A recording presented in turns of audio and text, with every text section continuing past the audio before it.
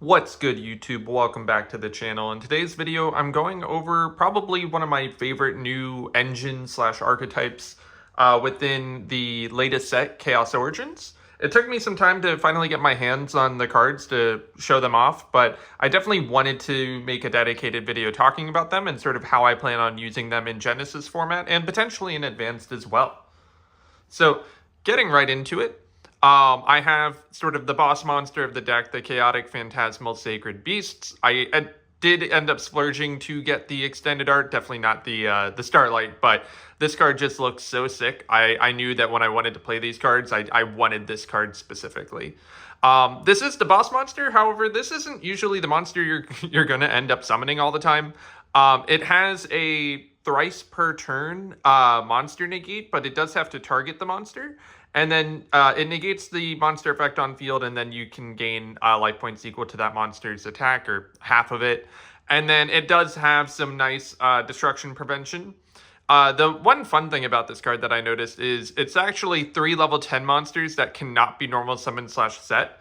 So you can actually summon this out with Heavy Poly, and I think you can still use the Vorp Gates, because I think those are level 10. But, so you don't take any damage. So it's a really nice way to actually set up a monster negate with Heavy Poly. But more often than not, you're going to be going for some other end board pieces instead of this, just because it doesn't offer the best protection when going first. However, fun note, it is 0 points. So then getting into the rest of the engine, the actual cards that are going to be going into the main deck. Here we have Infernity of the Sacred Beast, Raviel, Lord of Phantasms. One important thing to note about these Sacred Beast cards is now they all refer to them being Sacred Beast cards. And so it's no longer using the whole old name or cards that mention it. Pretty much all of these support cards only are going to end up working with Sacred Beast cards, which is just the new support. So starting off with Raviel, they all have sort of a condition that they can't be normal summon or set and have to be special summoned off the effect of a Sacred Beast card. And then the big guys now all have monster effects in the hand, and then a secondary effect, which is a callback to the original card. The new effects that they have that are the callbacks are definitely better than the originals. So for example, this one, you tribute 2 other Sacred Beast monsters, destroys as many monsters that your opponent controls as possible, and if you do, you inflict 1,000 for each card destroyed. But now that is a quick effect, when before it wasn't. But their hand effects are all pretty cool too now. So Raviel, you reveal in hand, add a Sacred Beast monster, and then discard 1 card. So that's very helpful for consistency. So in this engine, I'm always going to end up playing 3. And then here you have Haman, Lord of Striking Thunder. You reveal him in hand, add a spell, Sacred Beast, then discard 1 card. They're all going to make you discard. I am considering teching some Shaddolls, as this will end up triggering them. And then its on-field effect is if a monster is sent to your opponent's grave, you inflict 1,000 damage. That is a once per turn, so you're not going to be gaming them off of it, but it is a nice effect to have. And then when it is destroyed by battle or card effect, you can inflict it. You can make it so you take no damage this turn. So a good way to stay alive. And then you have Uriah, who adds a trap and then discards a card. Obviously, traps aren't as good in modern Yu-Gi-Oh!, so, obviously not as good. I'm only ever really going to play the one of. It does have a pretty cool effect where it's able to gain 1,000 attack for each trap in the grave. So it might be fun to try out in a paleo build or something, but it also has a quick effect where you can target a spell or trap card on the field and destroy it, and that cannot be responded to. So that's just a neat effect that it has. Then we get to Summoner of the Sacred Beast. Now we're getting to our first pointed card in this engine, and this is only 5 points at the moment, but it basically does as it says. It is the Summoner of the Sacred Beasts. So its hand effect is you reveal it in hand, discard a card, special summon a Sacred Beast that's not itself in defense position. Then on field, you discard 1 card, special summon a Sacred Beast from your hand or grave. And then finally, in the graveyard, you can banish it from your grave to special summon a Sacred Beast monster from your grave in defense position, except a level 8 monster. And each effect of that is a hard once per turn, but basically in each zone, it's going to be able to summon out your Sacred Beasts. Then we're getting to our next pointed card, which is Martyr of the Sacred Beasts. This is a callback kind of to the Beckonings and the other little guys. I do kind of appreciate how Raviel is just chilling in the background and just waiting to tribute him away. But on summon, you end up placing either a Sacred Beast field spell or Sacred Beast continuous spell / trap from your deck face up on the field. You're only really going to be placing either the field spell or the Thunderclap. I'm opting not to play the trap just because traps are bad in modern Yu-Gi-Oh! And your only way to place it is really just off of this. And then it also has the effect that if you control another Sacred Beast monster, you can special summon 2 from your hand, deck, or grave. And then during your opponent's end phase, if you have this card and a level 10 Sacred Beast monster in your graveyard, you add it back to your hand. You can only use each effect once per turn. That's it for the monsters. Also, I don't know if I mentioned, Martyr is a 2-pointed card, so we're up to 5 and then 11 points. Then we're up to Fallen Paradise of the Sacred Beasts.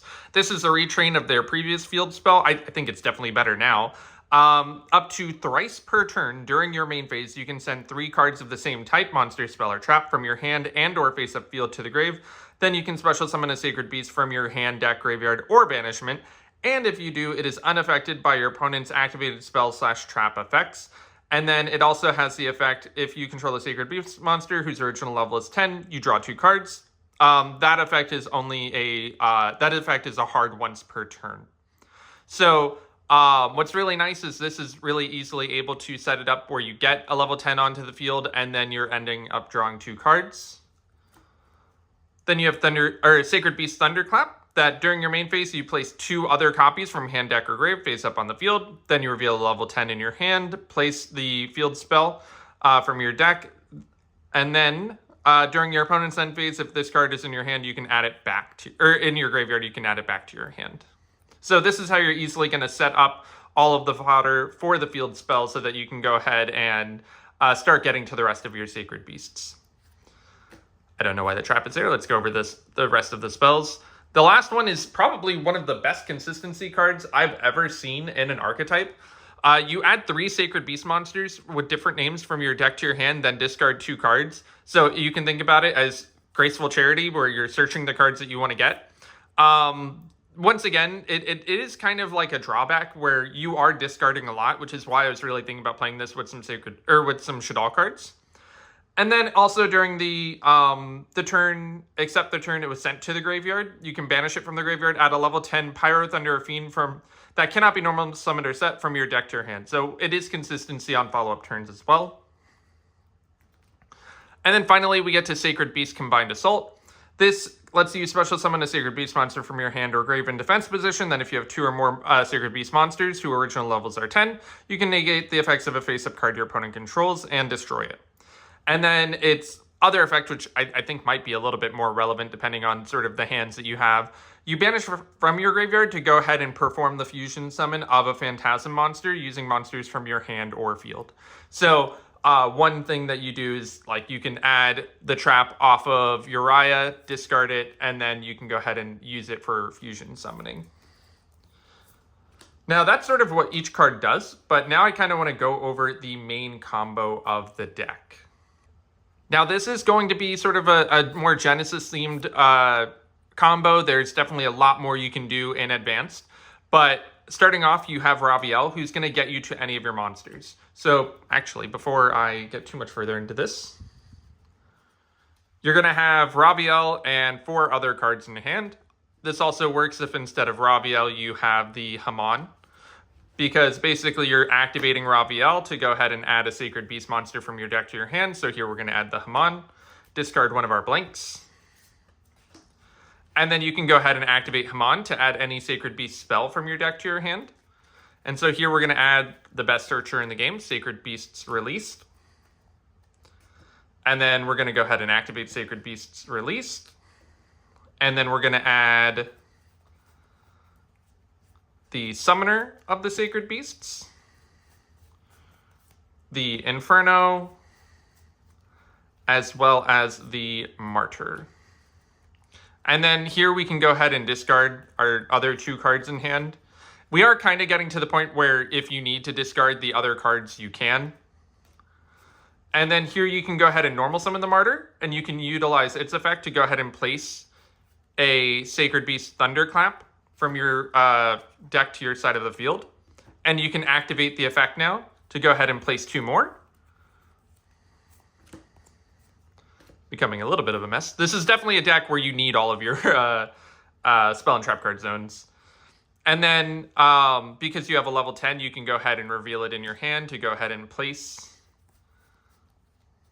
the Fallen Paradise.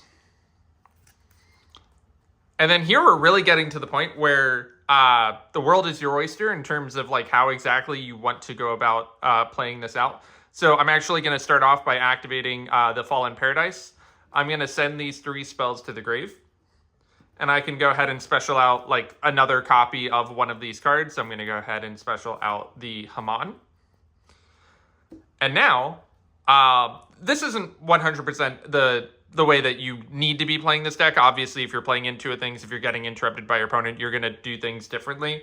However, the way that I'm thinking about playing this is then using Martyr to go ahead and summon out 2 more Martyrs. And if you notice, we started off with 1 card, 4 blanks, and we've done a lot of deck thinning. We got Thunderclaps out of the deck. We've gotten our Martyrs out of the deck. We are still currently under 5 summons. We've only summoned 4 times. And we still have a bunch of cards in our hand that'll allow us to combo. And so then we can now use our Fallen Paradise that after we've done so much deck thinning. Because we control the Haman on the field, we can go ahead and draw 2 cards from our deck to our hand. Another option before we do that is also, forgot to mention, we can activate the Uriah, add the trap, discard the trap. And so now we have deck thinned even more. If you notice, out of the engine, I'm actually down to just 6 cards left in deck that are a part of it. Meaning we should be able to draw into what other supplementary engine that we want to play in the deck. One of the guys from my locals has actually been trying this deck out with the invoked cards because you're getting fires, you're getting lights, you're getting darks all to your side of the field in the hand. And so those are pretty nice attributes to have with the invoked cards.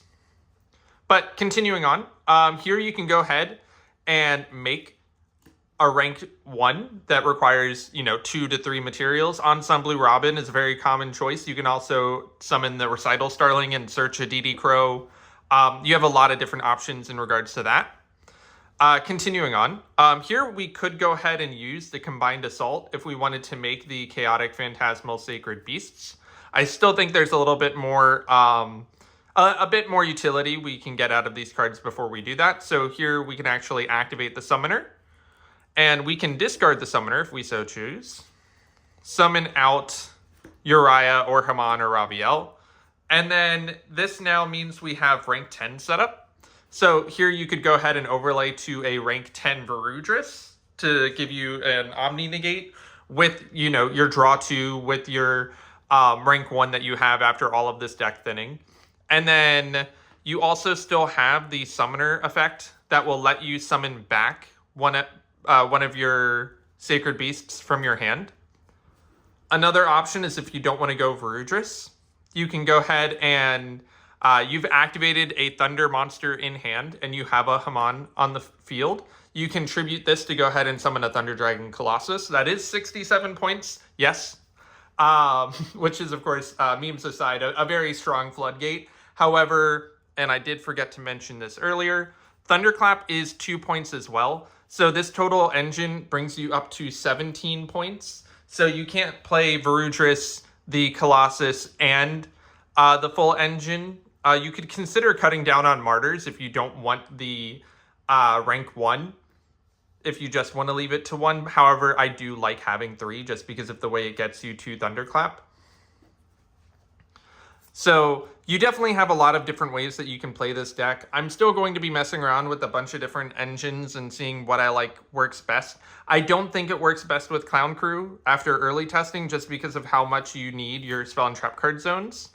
However, I am thinking about trying out Yubel, Thunder Dragons, a couple different options with this deck. But I just kind of wanted to highlight it. I think it's insane that this engine is only 17 points, not including some of the different extra deck options that you have.